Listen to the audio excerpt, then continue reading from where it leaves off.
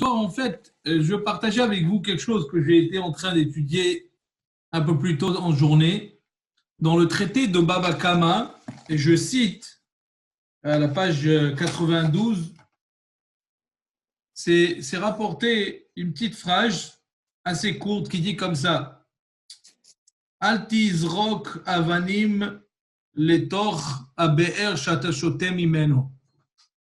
Ne jette pas des pierres ou des petites pierres dans le puits dans lequel tu bois. Et donc, euh, Rachi sur place, il explique beaucoup de cette idée de l'essence de la beracha. Quand on fait une beracha, c'est quoi en fait? Alors Rachi, il rapporte, si vous vous rappelez très bien, parmi les 10 plaies que le peuple juif a infligées sur les Égyptiens, il y en avait, si je me rappelle bien, trois plaies que Moshe, c'est pas lui-même qui a exécuté la plaie. Les deux étaient sur l'eau et une sur le sable. Ça veut dire Makat Dam et la Maka des Tzfardéim et la Maka des et une autre Maka qui était avec le sable. N'ont pas été exécutés directement par Moshe Rabbeinu. Pourquoi? Dit Rashi sur place, parce que Moshe, il devait donner une appréciation à l'eau. Pourquoi? Parce que l'eau, façon de parler, Moshe a été sauvé par l'eau. Si vous vous rappelez, sa mère l'a mis dans une petite, et il l'a envoyé dans l'eau, et dans Batia, elle avait sorti de l'eau, Minamaï, Meshitiou, etc. Et donc, il a été sauvé par l'eau. Ensuite, l'histoire avec l'Égyptien, que Moshe Rabbeinu, il avait sauvé cet Égyptien, il l'avait enterré dans le sable, etc. Et donc, façon d'appréciation, Moshe Rabbeinu, il devait montrer son appréciation au service, si on veut, que l'eau et le sable lui ont donné à cet événement. Et donc, les plaies, quand Moshe Rabbeinu, il devait exécuter une plaie, il prenait son bâton et il frappait sur l'eau, il frappait sur le sable. Dans ces cas-là, il ne l'a pas fait. Pourquoi? Parce qu'il devait montrer une certaine appréciation à l'eau et au sable. Et donc, cette idée de Hakarat Hatov, une reconnaissance, de reconnaître le bien et de remercier, regardez comment c'est incroyable. Même au sable et à l'eau qui ne comprennent pas nécessairement, ils sont inanimés, qui ne connaissent pas nécessairement c'est quoi être reconnaissant, parce que bon, c'est pas des êtres humains. Et quand même, la Torah nous apprend une idée incroyable. La reconnaissance envers quelqu'un, même à l'eau, au sable, on doit avoir une reconnaissance à cette entité. Encore plus quand ça vient un être humain qui nous a fait du bien.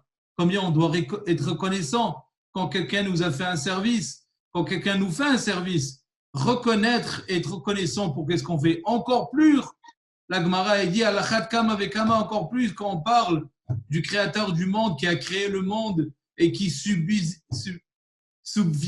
aux besoins de ses créatures à chaque instant, encore plus qu'on doit le remercier. Et donc, remercier Dieu commence par, c'est ça en fait l'idée de la beracha. Mais quand ça vient à la beracha, il faut être aussi conscient. C'est-à-dire, nos sages nous enseignent qu'il faut être aussi conscient quand on fait une beracha.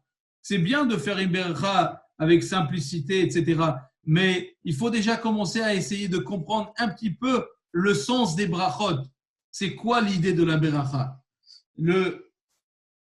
J'ai trouvé une autre source ici qui est rapportée de Sefer Hasidim. Le Sefer Hasidim était Rabbi Yehuda Achassid. C'était un des Baalei HaTosafot. Il a écrit un livre qui s'appelle Tzvaot Rabbi Yehuda Achassid et il a écrit Sefer Shel Hasidim. Et dans ce livre-là, il dit comme ça, je cite, quand on fait une beracha sur les fruits, Yekaven libo levarech leshem bor'o. Il faut avoir l'intention à qui on fait la beracha. Déjà, on doit être conscient qu'on récite une beracha. C'est pas simplement juste pour qu'on puisse manger. C'est vrai qu'il faut faire boré pereyetz avant qu'on mange quelque chose. Mais l'intention de la personne, qui doit être au moment quand il fait Baracha, il doit avoir une intention, une reconnaissance à Dieu qui lui a donné cet aliment, qui lui a donné cette pomme, qui lui a donné ce repas. Et donc, il faut avoir une conscience. Quand on fait une Baracha, on regarde très bien les mots Baruch. Si on allait recommencer à juste un petit peu comprendre l'idée de c'est quoi la Baracha. Les mots Baruch Ata. Qu'est-ce que ces mots veulent dire? Baruch Ata. Alors, traduction simple, tu es béni. Que tu sois béni. Béni sois-tu. On dit Akash Baruch. Mais en fait, les sages nous disent, c'est pas vraiment ça. Baruch Ata, c'est pas bénir Dieu. Est-ce que le bon Dieu a besoin de notre bénédiction quand on le bénit? Ça ne peut pas être juste ça, évidemment. Peut-être au sens très simple, Baruch Ata Hashem veut dire bénir, mais c'est au sens même pas profond. Mais les Rishonim, soit Rabbeinu Bechaye ou le Rashba, ils expliquent comme ça. Baruch Ata, le mot Baruch ne veut pas dire simplement bénir. Baruch vient du mot d'un puits, brecha, une source d'eau. Une source d'eau qui est la source de toute l'abondance qui se trouve dans le monde.